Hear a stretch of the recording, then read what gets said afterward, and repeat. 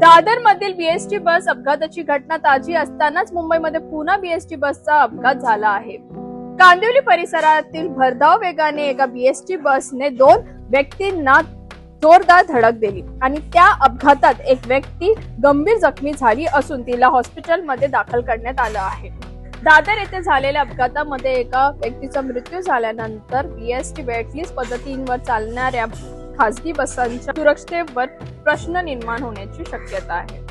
अधिकृत आकडेनुसार ऑगस्ट 2025 ते 2026 या 10 महिन्यांमध्ये 23 जीवघेणे अपघात बीएसटी बसमुळे झाले आहेत आणि त्यामध्येच 22 जीवघेणे अपघात हे वेटलिस्ट पद्धतीने चालणाऱ्या खासगी बसांमुळे झाले आहेत आणि एक अपघात हे बीएसटीच्या ज्या जुन्या बस आहेत त्यामुळे झाले आहेत। तसेच सर्व वेटलिस्ट ऑपरेटरांना सुरक्षा व उपाय कडक करण्याचे आणि नियम पालन करण्याचे आदेश बीएसटी प्रशासनाने दिले आहेत।